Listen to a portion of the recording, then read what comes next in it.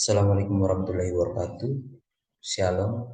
Perkenalkan, nama saya Rafael Tikarfian Sakti dengan NIM 22011120 dari kelompok 5. Di sini saya akan menjelaskan tentang besaran gelombang dari fisika dasar dengan kode F5.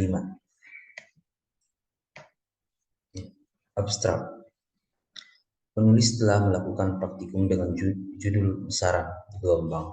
Praktikum ini bertujuan memahami konsep dasar gelombang, memahami dan menganalisis besaran gelombang. Praktikum ini dilakukan dengan menggunakan aplikasi pendukung, yaitu simulasi PET yang merupakan simulasi praktikum secara online. Dari hasil praktikum yang kita dapat mengetahui bagaimana kaitannya tabel data dengan diagram dengan hasil berbanding lurus, berbanding terbalik, dan ada yang tidak saling mempengaruhi. Dan di hasil praktikum ini kita dapat mengetahui hubungan antara besaran gelombang. Daftar isi. Daftar isi ada pendahuluan, dasar teori, metodologi, analisis data dan pembahasan, kesimpulan dan saran. Pendahuluan, latar belakang. Laporan ini bertujuan untuk memahami konsep dasar perambatan gelombang, mengenal dan memahami besaran-besaran gelombang, dan menganalisis besaran-besaran gelombang sebagai pendamping video praktikum besaran gelombang. Dalam praktikum ini, penulis akan mengamati panjang gelombang untuk setiap variasi praktikum, memahami cepat rambatan gelombang, menjelaskan hubungan antara kecepatan dan frekuensi serta kecepatan panjang gelombang, beserta juga frekuensi dan panjang gelombang berdasarkan data yang ada. Tujuan: memahami konsep dasar perambatan gelombang, mengenal dan memahami besaran gelombang, menganalisis besaran gelombang. Permasalahan: bagaimana memahami konsep dasar perambatan gelombang, bagaimana mengenal dan memahami besaran gelombang, bagaimana menganalisis besaran gelombang. Daftar teori gerak parabola. Gelombang adalah energi yang merambat dari satu titik ke titik lainnya.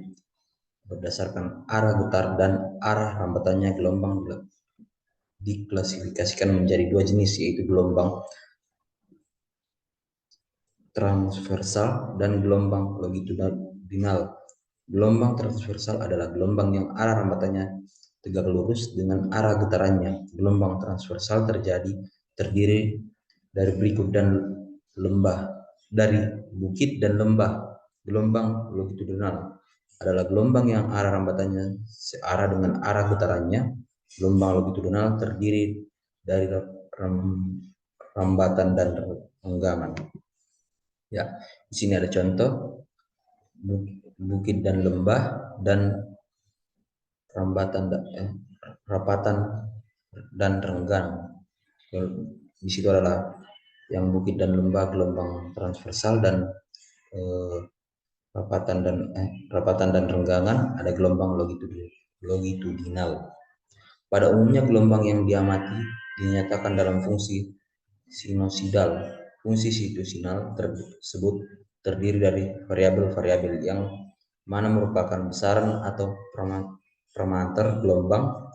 Parameter gelombang yang umumnya di antaranya amplitudo, fase gelombang, panjang gelombang, periode, frekuensi, dan cepat rambatan gelombang. Amplitudo merupakan perpindahan maksimum elemen atau partikel dari posisi setimbangnya saat gelombang merambat. Fase gelombang adalah jumlah putaran atau sudut yang ditempuh suatu titik selama perambatan. Ya, fungsi sinusoidal Y dalam kurung X, T sama dengan GM sin dalam kurung KX kurang WT kurang Q. Keterangannya ada di sini, mungkin Anda bisa baca sendiri. Kita lanjut ke metodologi. Buka simulasi PET, atur posisi penggaris, ambil data yang telah ditentukan dengan amplitudonya, amati panjang gelombang untuk setiap frekuensi yang diberikan, hitung data yang telah ditentukan, kemudian buat tabel dan grafik, amati hubungan antara kecepatan dan frekuensi, serta kecepatan panjang gelombang, beserta frekuensi dan panjang gelombang. Maka itu selesai di metodologi. Kita lanjut ke alat praktikum, yaitu penggaris, stopwatch, pegas, pemberat. Prosedur kerjanya: buka simulasi PET, atur simulasi menjadi oscilal, atur simulasi menjadi no n, atur damping ke posisi no n dan transisional ke posisi hit start, serta tampilkan rules dan reference line. Atur amplitudo dan frekuensi pada simulasi, tentukan nilai S yang terbaca pada penggaris, hitung banyak gelombang yang terjadi, hitung panjang dan gelombang yang terjadi, periode dan kecepatan rambat gelombang tersebut. Ya, inilah tabel yang telah kami buat dari kelompok 5 yang akan kami kumpul besok. Ini adalah tabel yang kami telah buat, dan ini adalah grafik-grafik yang telah kami buat juga. Di sini ada 5 grafik. Ini adalah grafik pertama, dan ini adalah grafik kedua. Anda bisa lihat sendiri. Di sini ada grafik ketiga, Anda bisa lihat sendiri juga.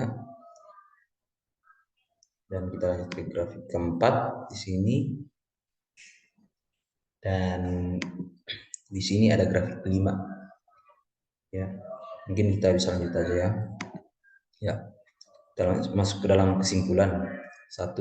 Data yang diperoleh pada tabel berhubungan dengan grafik tersebut, kita bisa melihat pada grafik tersebut ada hasil berbanding lurus atau berbanding terbalik, dan ada yang tidak saling mempengaruhi. Kita dapat mengetahui hubungan antara kecepatan dan frekuensi, serta kecepatan panjang gelombang, beserta juga frekuensi dan panjang gelombang berdasarkan data yang diberikan. Hasilnya dari hubungan antara besaran gelombang tersebut. Saran: sebaiknya sebelum memulai praktikum, diharapkan membaca modul yang telah diberikan agar paham saat melakukan praktikum. 2. Memanfaatkan waktu sebaik-baik mungkin agar praktikum yang dilakukan dan laporan yang dibuat mendapatkan hasil yang lebih baik. Ya, kekuatan yang melekat pada materi adalah kekuatan untuk melawan, di mana setiap orang sejauh mungkin bertahan pada tempatnya, baik beristirahat atau bergerak lurus secara seragam.